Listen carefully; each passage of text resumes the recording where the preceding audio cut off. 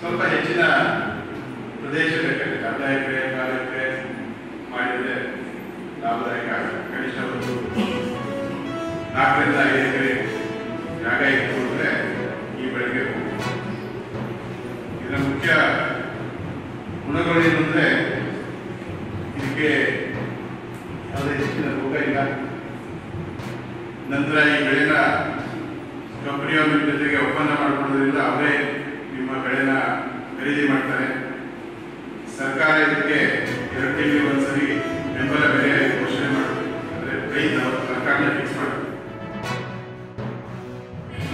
ತುಂಬಾ ಸಂಪದ್ಭರಿತವಾಗಿ ಮತ್ತೆ ಸಾವಯವ ಕೃಷಿ, ನೈಸರ್ಗಿಕ ಕೃಷಿ, ಜೇನು ಕೃಷಿಗೆ ಹೇಳಿ ಮಾಡಿಸಿದಂತಹ ಪ್ರದೇಶ ಇದು.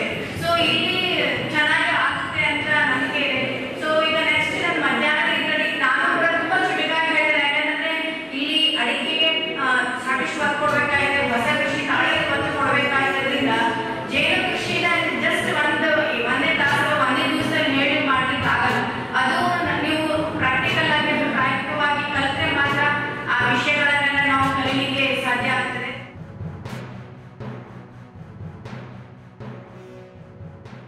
ಹಾಗಾಗಿ ಪ್ರತಿ ರೈತರು ಕೂಡ ಕೃಷಿ ಅನ್ನೋದು ತಿಳುವಳಿಕೆ ಪ್ರಯೋಗ ತಮ್ಮ ತೋಟದಲ್ಲೂ ಕೂಡ ತಾವು ಪ್ರತಿಯೊಂದು ದಿನವೂ ಪ್ರಯೋಗವನ್ನು ಮಾಡಿ ಸುತ್ತಲೂ ಹಲಸಿನ ಗಿಡವನ್ನು ನಡಿ, ಮಾವಿನ ಗಿಡ ನಡಿ ಅಥವಾ ಹಣ್ಣು ಹಂಪಲ ನಡಿ, ಸುತ್ತಲೂ ಇರುವಂತಹ ಜಾಗದಲ್ಲಿ ತೆಂಗನ್ನು ನಡಿ.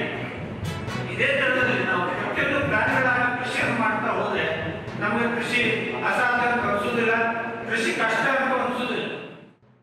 ಪ್ರಧಾನಮಂತ್ರಿ ನರೇಂದ್ರ ಮೋದಿಯವರ ನಾಯಕತ್ವದ ಕೇಂದ್ರ ಸರ್ಕಾರ ಇವತ್ತು ಕೃಷಿಗೆ ಪೂರಕವಾದ ಅನೇಕ ಯೋಜನೆಗಳನ್ನು ನೀಡ್ತಾ ಇದೆ.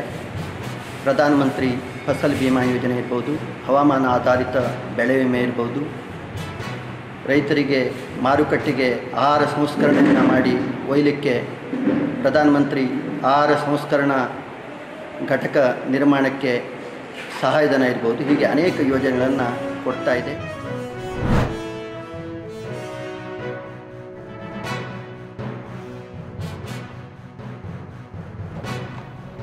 ಅದರದ್ದು ಸ್ಟ್ಯಾಟಿಸ್ಟಿಕ್ಸ್ ನಾನು ನಿಮ್ಗೆ ಕೊಟ್ಟಿದ್ದೇನೆ. ಅದನ್ನು ಸಂಪೂರ್ಣವಾದಂಥ ನಾನು ವಿವರಕ್ಕೆ ಹೋಗೋದಿಲ್ಲ.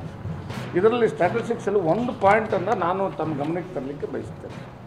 ಒಟ್ಟು 10 ಜಿಲ್ಲೆಯಲ್ಲಿ ಒಟ್ಟು ರೈತರು ಸಂಕಷ್ಟಕ್ಕೊಳಗಾದಂಥ ರೈತರ ಸಂಖ್ಯೆ ಎಷ್ಟಪ್ಪ ಅಂದರೆ 28,30,685. ಇದರಲ್ಲಿ ಒಟ್ಟು ನಷ್ಟಕ್ಕೊಳಗಾಗಿರ್ತಕ್ಕ ಬೆಳೆ 38,71,000 ಹೆಕ್ಟರ್ ಟೋಟಲ್ ನಷ್ಟ ಆಗಿರ್ತಕ್ಕಂಥದ್ದು.